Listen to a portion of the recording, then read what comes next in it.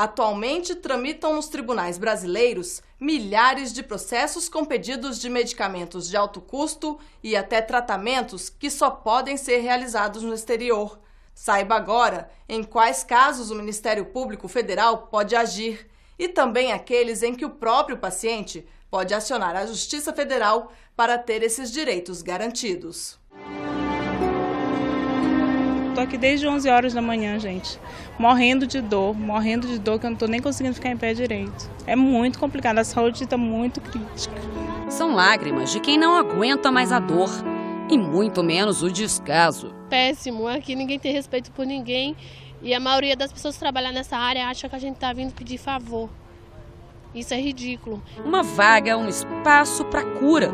É difícil não só conseguir, mas decidir. Todo caso mais grave, né, acaba sendo muito marcante. Né? Tem casos que você está de plantão, você defere uma remoção para um hospital federal no Rio de Janeiro, o sujeito vem do interior, você não consegue a ambulância, a família se cotiza atrás e o paciente morre no meio do caminho. E aí você muitas vezes fica naquela situação, né, de pensar assim, bom, pelo menos eu dei a liminar. Agora, eu cheguei a pensar em negar aquela liminar porque achei que talvez tivesse razão o sistema, dizer que ele tem que aguardar, que ele tem que esperar uma vaga pelo sistema de regulação. E muitas vezes o sistema de regulação não atende, não abre essa vaga e está aí a prova de que essa pessoa precisava e com mais urgência dessa vaga. E infelizmente não é um caso, né? Ele se repete. Um exemplo clássico é a internação. Muitas vezes se comenta que um juiz que determina a internação em alguém, em alguma UTI, e às vezes o hospital não tem a vaga do UTI. Como é que vai fazer? Vai tirar alguém da UTI e colocar outra pessoa? É um caos e parte dele vai parar na justiça para a decisão final, como aconteceu em Mossoró, no Rio Grande do Norte.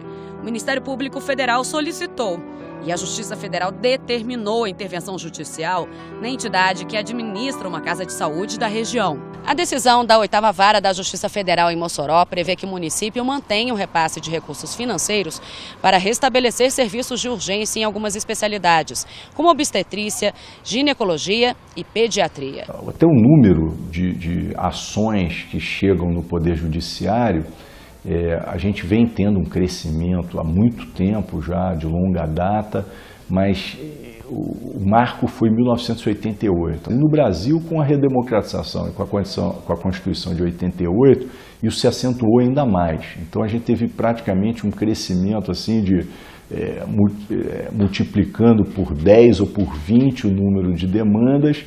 E aos poucos essas demandas foram se diversificando, né? Saúde, educação, questionamento em relação a concurso público, questões funcionais. Então tudo isso que estava um pouco adormecido vem cada dia mais se colocando diante do Poder Judiciário.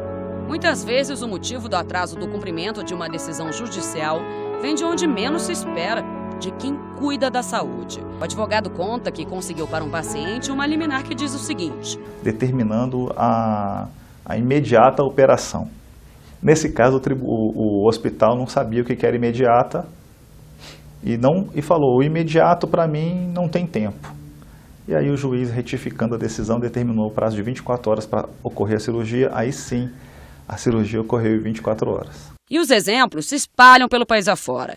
Adivinha quanto tempo o seu Edson aguarda por uma cirurgia? 5 anos. Eu fiz todos os exames, completos.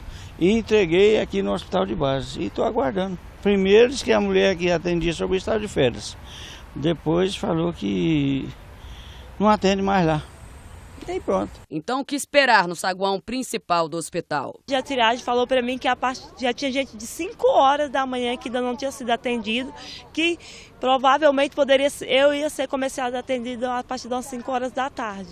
Ela teve muita companhia ao longo de horas, como o seu Raimundo. A coisa está largada a relento mesmo. É assim que o cidadão se sente, mas a questão é complexa. É óbvio que quando a gente dói, quando nos dói, quando tem um problema de saúde, você enxerga aquilo do seu ponto de vista individual e é legítimo. Mas o sistema de saúde e o sistema de justiça examina aquilo pela ótica coletiva. Quantas pessoas têm aquele mesmo problema, para onde se encaminha e como se resolve. SUS e justiça. É que eu estou trabalhando com 2 sistemas universais. 2 sistemas que têm que atender a todo mundo. O sistema de saúde tem que atender a todos, indiscriminadamente, e o sistema de justiça também tem que atender a todos, indiscriminadamente. Na hora que dois sistemas têm que atender a todos, eles têm que se ordenar, têm que ter critérios, prioridade, seleção e organização. Juntando o serviço público e o particular de saúde, 9 em cada 10 pessoas aqui no país estão insatisfeitas com o que é oferecido. Isso não é apenas número de pesquisa. Isso é o que está no sentimento de cada cidadão que procura o atendimento público de saúde no Brasil. Só que aqui está precário, muito precário, porque aqui porque esse negócio de medir a pressão não está tendo. Eu tenho um plano de saúde e não estou aguentando pagar. Estou pensando nisso aí, mas eu estou vendo a situação que eu vou ter que deixar de comer, que além do salário da gente cair, para poder pagar meu plano. Eu e minha esposa estavam conversando isso hoje.